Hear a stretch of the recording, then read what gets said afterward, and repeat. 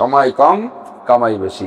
অল্প সময়ের ভিতরে যদি খানা খাইতে হয় তাহলে ভালো করে সাবাইয়ে গিলা যায় না, না মই গিলতে হয়। ওদিকে চরমুনার সাথে যাবেন, দলের সাথে যাবেন চরমুনাই, গাড়িতে লোড দিয়ে আছে, এই বাজারে আছে হরেন দেশে, তাড়াতাড়ি আসো তাড়াতাড়ি। এই জন্য আপনি এক প্লেট ভাত নিয়ে বলছেন খাতি, অন্যদিন ভাত খান, মোবাইল দেখেন, টিপাটিপি করেন, এটা হরেন ওটা হরেন, কাঁটা সুন্দর হলে বাইসিয়ে খান। আজ তাতে আধা ঘন্টা লাগে, আজকে সে আধা ঘন্টা লাগালে আপনার জন্য গাড়ি থাকবে? কাজেই দমাদম গিলি পরে দরকারে আস্তে আস্তে সব আবাদি। তো সময় কম হয়ে গেলে কথা ঘন হয়ে যায়, কান খাড়া রাখতে হবে, খেয়াল করতে হবে, শুনতে হবে, বুঝতে হবে। আল্লাহ সবাই আমল করা তৌফিক দান করেন। নেক আমল মানেই শুধু নামাজ তা না, মানুষকে দান করা, গরিবকে দেখে দেখে দান ধান করা, এটা নেক আমল কিনা কথা বলেন? ব্যবসা বাণিজ্য লেনদেনের ভিতরে সত্য সঠিক পথ অবলম্বন করা, ওয়াদা ঠিক রাখা, এটা হিন্দুরাও ওয়াদা ঠিক রাখে কি রাখে না? হিন্দুরা ওয়াদা অনুযায়ী কাজ করে না? বহুত মুসলমান সিটার বাটপার আছে, দোকানের থেকে মাল বাকি নিয়ে আগামী শুক্রবারে দিয়ে যাব, বছরের মধ্যে আর শুক্রবার নাই। এরকম কিছু দিনদার মানুষ আছে না? আবার মসজিদে নামাজ পড়ে, আবার কোনো কোনো মসজিদে সভাপতিও, পাগড়িও বান্ধে, সরমুনাইও যায়, তমলিগিও যায়, আবার এই লেনদেনের দুমসা সিটার।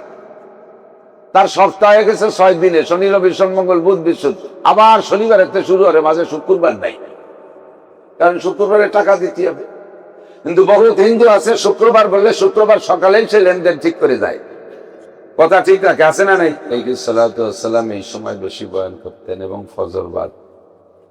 হুজুরের বয়ানের 2টি সময়ের একটি সময়ের অনুসরণ করে সুন্নতের দিক লক্ষ্য করে আল্লাহ পাক রব্বুল আলামিন এই অঞ্চলের হাজারো লাখো মানুষের মধ্য থেকে বাছাই ছাঁটাই করে ভালোবেসে পছন্দ করে আমাদেরকে আগে আগে ডেকে নিয়ে আসছেন। কোরআনে কারিমে আল্লাহ পাক বলেন, আস-সাবিকুন আস-সাবিকুন উলাইকাল মুকাররাবুন। প্রত্যেক ভালো কাজে যারা অগ্রগামী, প্রত্যেক ভালো কাজে যারা আগে থাকে, তারা আল্লাহ পাক রব্বুল আলামিনের অতি নৈকট্যপ্রাপ্ত বান্দা। আমরা আগে এসে আল্লাহ পাকের এই নৈকট্য লাভ করতে পেরে সকলে শুকর আদায় করি আলহামদুলিল্লাহ। প্রত্যেক মজলিসের ভিন্ন ভিন্ন আদব আছে। আমার মনে আছে আপনাদের এখানে অনেক আগে, সম্ভবত 1992 সালে এসেছিলাম। তখন গহরডাঙ্গা মাদ্রাসার ছাত্র মৌলানা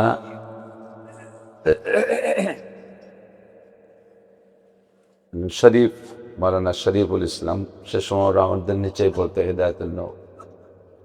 তারপরে মৌলানা হাবিবুর রহমান, আপনাদের এই পাশে বাড়ি, আমার সাথী ছিল। তাদের সাথে আমন ধান কালেকশনে আসছিল। তো গাংনী হাটের দিন দেখলাম এক লোক দাঁতের মাজন এই জাতীয় কি কি যেন একটু বেচতেছে। মাঝখানে দাঁড়াইয়া ওই হারমোনি সারিনদের গিটার মেটার কি কি আছে সেটা টান দিলে পুরো হাটের মানুষকে চুম্বকের মতো বের করে নিয়ে গেল।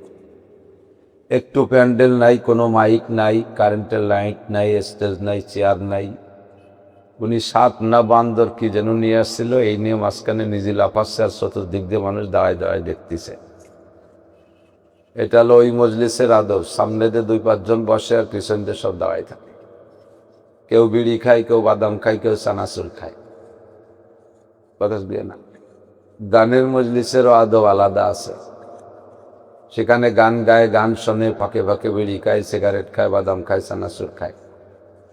কেউ রে কেউ ঠেকায় না, ওই জায়গা ওই সব কিছুতে ডিস্টার্বও করে না। যার খুশি যেখানে বসে, যার যেমন খুশি সেরকম বসে। এটার নাম কোরআনের মজলিস। এর আদব স্বয়ং আল্লাহ পাক রব্বুল আলামিন নিজেই শিক্ষা দিয়েছেন। আল্লাহ পাক বলেন, ওয়া ইযা কুরিআল কুরআনু ফাসতামিউ। যখন তোমাদের মাঝে কোরআনে কারীমের তিলাওয়াত হবে, রিডিং তিলাওয়াত, শুধু তিলাওয়াত, অথবা তার তর্জমা তাফসীর কিছু আলোচনা করা হবে, অন্তরের কান দিয়ে শোনো। অন্তরের কান দিয়ে শুনতে হলে অন্তরটাকে কথার দিকে সেট করতে হয়। তখন অবস্থাটা কেমন হওয়া দরকার? আল্লাহ পরে অংশ বলেন, ওয়া আনসিতু। অন্তরের কান দিয়ে শুনতে হলে তোমার অবস্থাটা হতে হবে এমত অবস্থায় যে তোমার মুখের সব কাজ বন্ধ রাখবা। মুখ এবং কান এই দুইজনকে এক জায়গা না করলে কোনো কিছু শুনে এবং বুঝে শান্তি পাওয়া যায় না, অর্জন করা যায় না। কান থাকবে একদিক, মুখ থাকবে আর একদিক। তখন দুইজনে অ্যাডজাস্ট না হইলে কথা যা শুনবেন কানের থেকে শোনা পর্যন্ত সে ভিতরে দাঁড়াবে না। মুখের কি কি কাজ? 1 নম্বরে বয়ান চলাকালে যত জরুরি হোক না কেন, বক্তা যদি হতে পারে আপনার মতের বিপক্ষে একটা বলে ফেলেছে, তাৎক্ষণিকভাবে বিরোধিতা করে, এটা মজলিসের আদবের খেলাফ। 2 ঘন্টা কথা বলবে, 1.5 ঘন্টা কথা বলবে একজন মানুষ, যথেষ্ট সতর্কতা অবলম্বন করেই বক্তারা কথা বলার চেষ্টা করে যে আমি যে কথাগুলো বলবো উম্মতের প্রয়োজন মতো আমি বলি, যাতে মানুষের লাভ হয়, উপকার। কেউকে কষ্ট দেওয়া, কেউকে ক্ষতি করা, এটা আশা করি বক্তাদের শান না। তারপরও দীর্ঘক্ষণ এত ঘন কথা বলার ভিতর দিয়ে মুখ ফসকে 2-1টা কথা এলোমেলো হয়েও যেতে পারে। তো ওই কথাটার তাৎক্ষণিক আপনি প্রতিবাদে যদি দাঁড়ায় যান, মজলিসটা শেষ, কথাটা রেখে দেন। হুজুর যখন স্টেজ থেকে নামবে, হুজুরের কাছে বলেন যে হুজুর কথাটা কেমন হলো। সম্ভব হলে হুজুর ব্যাকে এসে যদি আন্তর্জাতিক মানের ভুল হয়, ওটা নিজেই শুধরায় নেবে, আমি এই কথাটা ভুল বলেছি, আপনারা ওখান থেকে উড্র করেন, আমি উড্র করলাম, আপনারা কথাটা নিয়েন না। আর যদি ব্যক্তিগতভাবে তার যে প্রশ্ন করছে তার সমস্যা হয়, তাহলে তাকে দিয়ে সেখানে সমাধান করে দেওয়া হবে। তো মজলিসের মধ্যে দাঁড়ায় যদি মুখে মুখে তর্ক হয়, তাহলে পুরোটা পরিবেশ নষ্ট হয়ে যাবে, বক্তারা সামনের দিকে কথা বলার ইচ্ছা থাকবে না। এটা হলো 1 নম্বরে মুখের কাজ। দুনিয়াবি কোনো কথা বলবো না, মুখে মুখে তর্ক করবো না, সানাসুর খাবো না, বাদাম খাবো না, পানে জাগর কাটবো না, এই সমস্তগুলো থেকে মুখলে বন্ধ রাখতে হবে, ফোন টিপাটিপি করবো না। যদি এইভাবে আমি ভদ্রতার সাথে শুনি, তাহলে লাভ কি? আল্লাহ পাক বলেন লাআল্লাকুম তুরহামুন, তাহলে তোমাদের উপরে রহমত অবশ্যই নাযিল করা হবে। আর বয়ান শোনা, তবলিগে গেছেন নাকি আমি জানি না, কেউ তবলিগে গিয়ে থাকলে দেখবেন তালিমের কিছু আদব বলে না। তালিম যখন হয় তার কিছু আদব বলে না। তালিমের আদব কি? নীরবে নিস্তব্ধে চুপ করে শোনা, 1। 2 নম্বরে তালিমের সময় না ঘুমানো। 3 নম্বরে তালিম যখন হয় তখন কথার ফাঁকে ফাঁকে তালিমের আলোচনা বুঝে তার জবাব দেওয়া। জবাব কি? যদি আজীব আশ্চর্য আল্লাহর বড় কুদরতের আলোচনা হয়, তখন তার বড়ত্বের শুকর আদায় করে সুবহানাল্লাহ। যদি আমার পক্ষে কোনো ভালো সুসংবাদ আসে তালিমের ভিতরে, শুকর আদায় করে আলহামদুলিল্লাহ। যদি আমার ভয় ও আতঙ্কের কোনো কথা আসে, তখন নাউজুবিল্লাহ, আস্তাগফিরুল্লাহ, এভাবে বলা।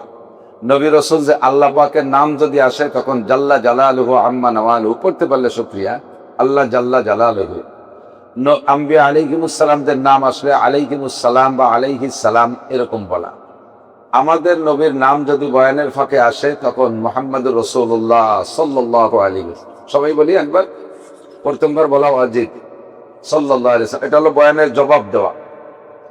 এরপরে সাহাবায়ে কিরামদের নাম যদি আসে, একজনের নাম যদি আসে, পুরুষ সাহাবা রাদিয়াল্লাহু তাআলা আনহু, আপনি এই দোয়াটা করবেন, আল্লাহ পাক আপনার উপরে সন্তুষ্ট হয়ে যাবে। রাদিয়াল্লাহু আনহু মানে কি? আল্লাহ তার উপরে সন্তুষ্ট হয়ে গেছে। এই কথাটা আপনি বলবেন একজন সাহাবার নামের পর, আল্লাহ আপনার পর সন্তুষ্ট হয়ে যাবে, কারণ সাহাবারা তো আল্লাহর মকবুল বান্দা। যদি 2 জন পুরুষ সাহাবার নামে, 2 জন সাহাবা, নারী হোক আর পুরুষ হোক, যদি 2 জনের নাম আসে, যেমন আবু বকর আয়েশা, এর সাথে বলবো রাদিয়াল্লাহু তাআলা আনহুমা। 2 জন নারী হলেও রাদিয়াল্লাহু আনহুমা, 2 জন পুরুষ হলেও রাদিয়াল্লাহু আনহুমা।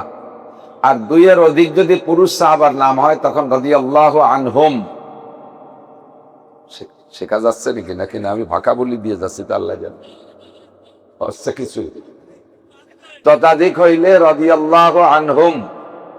আর ততাধিক নারী সাহাবাদের নাম যদি উল্লেখ হয়, তখন রাদিয়াল্লাহু তাআলা আনহুন্না।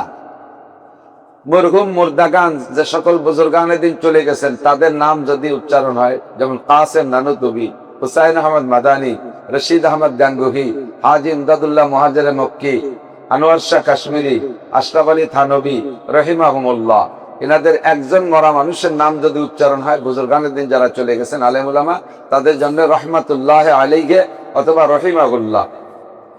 আর একাধিক হলে রহিমাহুমুল্লাহ। বাস এভাবে উপস্থিত যারা আছে তাদের সামনে যদি বড়দের করে নাম হয়, তাহলে বিভিন্ন ভাষা আছে, এগুলোতে জব দেওয়া। তো ফাঁকে ফাঁকে কথার এই জবগুলো বুঝে বুঝে দেওয়া, এটা আপনাদের শ্রোতাদের দায়িত্ব। যদি মাঝে মাঝে এই কথাগুলো না বলেন, তাহলে আবার মনে হয় যেন বক্তার কথা হচ্ছে না, বক্তা কেমন যেন চেপে যায়, যে কি বলতেছি তা মনে হয় এদের জরুরি বিষয় হচ্ছে না, মনে হয় প্রয়োজনের বাইরে কথা বলতেছি, এরকম একটা ভাব সৃষ্টি হয়, তখন ভিতরে একটা আতঙ্ক এসে যায়। আল্লাহ পাক রব্বুল আলামিন আমাদের বুঝিয়ে বয়ান শোনার তৌফিক দান করেন। সবাই বলে আমিন। এমন সুযোগ আসলে আমিন বলতে বললেও বলবো আমিন। এটা হলো বয়ান শোনার আদব। সময় কম কামাই বেশি, হাজী সাহেবও বলেছেন। আসলেই ব্যস্ত, আমি রাখতে চাই না মাগরিবের পরের বয়ানটা, আমি রাখতে চাই না। কারণ একটা মাহফিল যদি এক রাতে হয় তাহলে 1.5-2 ঘন্টা কথা বলা যায়, স্বাস্থ্যের সাথে এটা সম্ভব, স্বাস্থ্যের দ্বারা সম্ভব হয়। তো লম্বা একটা টাইম কথা বললে, একটা বিষয় নিয়ে বসলে বুঝাইতেও সহজ, বুঝতেও সহজ। একই রাত্রে 2-3টে প্রোগ্রাম হয়ে গেলে তখন আর সময় উপযুক্ত সময় দেওয়া যায় না। অনেকে সন্দেহ করে, মাইন্ড করে, আলোচনা করে, সমালোচনা করে। কত টাকার দরকার এক রাত্রে অত মাহফিল নিয়ে? দরকার কি? যারা দাওয়াত আনতে যায় আপনারা তো জান না, যারা বক্তাদের সাথে লাইন করে তারা জানে যে কি জন্যই মাগরিবের টাইমটা। যে দেখছে যে ডায়েরির মূল টাইম বুক হয়ে গেছে, খালি নেই। আমি কোনো মতেও রাজি হইনি। আমি বলছি না, দরকার নাই হুজুর, তাহলে যখন পারেন। গতকালকে দিনের বেলা একটা করছি, রাত্রে টাইম পাইনি, জোহরবাদ নিয়ে গেছি। আল্লাহে পয়সার লোভে আর পয়সার দান্দায় এই ততাধিক মাহফিল করি না। কালিয়া যে মাহফিলটা মুত্তাসিল ইশার পরে, সে জায়গা আর কোনো বক্তা রাখেনি। আমি তারা বলছে যে কোনো ভাবে তুমি 8:30 পর্যন্ত ধরে রাখবো, আমি চেষ্টা করবো ওখানে 7টায় ছেড়ে দিয়ে চলে আসতে। এই অল্প একটু সময় কামাই, সময় কম কামাই বেশি, এই কথাটাই বলতে চাইছি। সময় কম কামাই বেশি। অল্প সময়ের ভিতরে যদি খানা খাইতে হয় তাহলে ভালো করে সাবাইয়ে গিলা যায় না, নায়ে মই গিলতে হয়। ওদিকে চরমুনার সাথে যাবেন, দলের সাথে যাবেন চরমুনাই, গাড়িতে লোড দিয়ে আসে, এই বাজারে এসে হরেন দেশে, তাড়াতাড়ি আসো তাড়াতাড়ি। এই জন্য আপনি 1 প্লেট ভাত নিয়ে বলছেন খাতি। অন্যদিন ভাত খান, মোবাইল দেখেন, টিপাটিপি করেন, এটা হরেন ওটা হরেন, কাটা সুন্দর হলে বাইসে খান। আজ তাতে আধা ঘন্টা লাগে, আজকে সে আধা ঘন্টা লাগালে আপনার জন্য গাড়ি থাকবে? কাজেই দমাদম গিলি, পরে দরকারে আস্তে আস্তে সবাবারি। তো সময় কম হয়ে গেলে কথা ঘন হয়ে যায়। কান খাড়া রাখতে হবে, খেয়াল করতে হবে, শুনতে হবে, বুঝতে হবে। আল্লাহ সবাই আমল করা তৌফিক দান করেন। আমরা জিন্দেগিতে যাহা কিছু নেক আমল করি, নেক আমল, নেক আমল তো বোঝা যায়, নেক আমল যে আমল করলে আল্লাহ খুশি হয় তার নাম কি? নেক আমল। নামাজে আল্লাহ খুশি হয়, রোজায় আল্লাহ খুশি হয়, হজ করলে আল্লাহ খুশি হয়, যাকাত দিলে আল্লাহ খুশি হয়, উমরা করলে আল্লাহ খুশি হয়, ফরজ আদায় করলে আল্লাহ খুশি হয়, ওয়াজিব আদায় করলে আল্লাহ খুশি হয়, সুন্নাত আদায় করলে আল্লাহ খুশি হয়, তেলাওয়াত করলে আল্লাহ খুশি হয়, জিকির করলে আল্লাহ খুশি হয়, তাহাজ্জুদ, ইশরাক, তাওয়াবিন, চাষ এগুলো আদায় করলে আল্লাহ খুশি হয়, সত্য কথা বললে আল্লাহ খুশি হয়, মানুষের সৎ প্রশংসা করলে, সঠিক ন্যায্য প্রশংসা করলে আল্লাহ খুশি হয়। এই জাতীয় যত নেকামল আছে সমস্ত কাজগুলোকে বলা হয় নেকামল। নেকামল রাখার একটা বস্তা আছে, ধান রাখার একটা বস্তা, গম রাখার একটা বস্তা। এই যেমন মাল রাখার বস্তা থাকে, নেকামল রাখার একটা বস্তা আছে। ওই বস্তাটার নাম আমল নামা। বলেন কি নাম? নেকামল রাখার বস্তার নাম কি? আমল নামা। তো প্রত্যেক জাগতিক বস্তা দিয়ে উদাহরণ দিলে বুঝতে সহজ হবে। প্রত্যেক বস্তার ভিতরে মাল রাখতে হলে বস্তার কিন্তু 2টা মুখ থাকে, তার একটা মুখ দিয়ে ঢুকায় আর পিছনের পাশে সেলাই দিয়ে বন্ধ করে, ঠিক না? তো পিছনের পাশে যদি ভুল ক্রমে সেলাই দেন নাই, মেশিনের 2-5টা বস্তা, 2টা বস্তা এরকম বেরোয় যে তলে সেলাই লাগে নাই। তো অন্য অন্য সেলাইওয়ালা বস্তায় যেমন গম ডালতেছেন, ধান ডালতেছেন, এটাও এরকম ডালছেন, সম্পূর্ণ বস্তা ভরতেছেন, কান ধরে টানিয়ে রাতের বেলা ধান ডালতেছেন, সে বস্তা মোটে ভরেই না। ঘটনা কি? 6 বইয়ের বস্তায় ধান তুলাম 200 লি, তারপরও বস্তা ভরে না। ঘটনা কি? পরে দেখ যে তলায় সেলাই নেই, তলিতে কি নাই? সেলাই নাই। তো বস্তার তলিতে যদি সেলাই না থাকে, সারা গাংনি বিলির সব ধান ডালিও বস্তা ভরবে? কথা বলেন, ভরবে? ভরবে না। আমার আপনার জিন্দেগিতে যত নেক আমল আছে, এ রাখার যে বস্তাটা, ওই বস্তার তলায় তলায় একটা সেলাই লাগবে। সেই সেলাইটা না দিয়ে যত নেক আমল করেন কোনো কাজে আসবে না। হিন্দুরা নেক আমল করে, তাদের বস্তার তলায় সেলাই নাই। খ্রিস্টানরা নেক আমল করে, তাদের বস্তার তলায় সেলাই নাই। ইহুদিরা নেক আমল করে, তাদের বস্তার তলায় সেলাই নাই। বুদ্ধরা নেক আমল করে, তাদের বস্তার তলায় সেলাই নাই। কি নেক আমল করে? নেক আমল মানেই শুধু নামাজ তা না, মানুষকে দান করা, গরিবকে দেখে দেখে দান করা, এটা নেক আমল কিনা? কথা বলেন।